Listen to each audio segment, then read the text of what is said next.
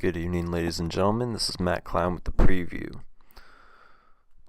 Today we're going to be looking at a few things, previewing the next couple of days, and just what we can expect now, what we can see. Today we're going to be addressing the NBA. A big matchup, Golden State Warriors and the Denver Nuggets in Oracle Arena, Tuesday night, and the Denver Nuggets did not come out to play. We saw that. A few questions I have is why? Why did they not come out to ball tonight? Why were they so offensively incompetent? And why were their passes so off-putting and their decision-making so greatly disturbing and just frustrating from not just a coaching standpoint, but from a playmaking standpoint, from the teammates coexisting harmoniously? Why was that not there? And why has it not been there consistently for them when they are on the road, when they are playing teams that are at the very top of the standings? Why is that crumbling sometimes, and why don't we see that?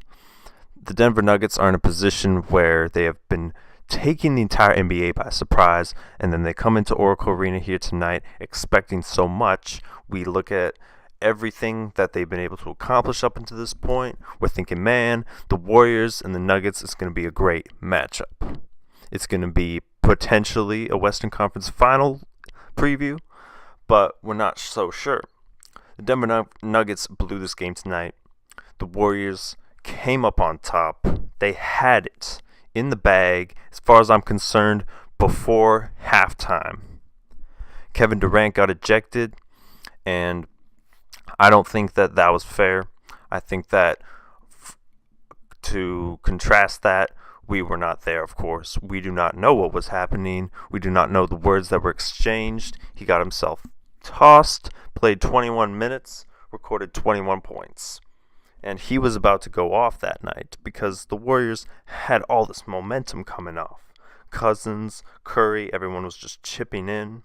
And even though we saw the Golden State Warriors take off offensively and dominate over the Denver Nuggets, who were having trouble in shooting and finding the bottom of the net, I think that there is something more that we can take away from here. There is a story where the Golden State Warriors, who are notorious for being excellent at home and on the road at the same time, find that way to win and find that way to be successful. And a lot of teams have been looking at, let's be as good as we can be at home.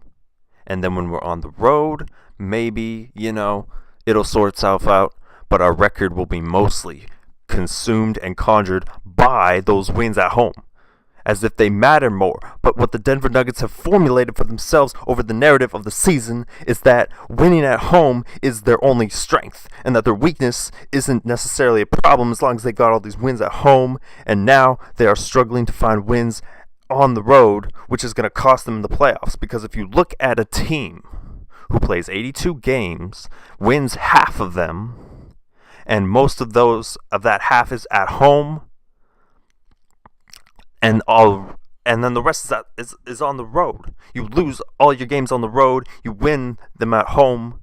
At home, you think that you're the best team, but you are half as good as you think you are.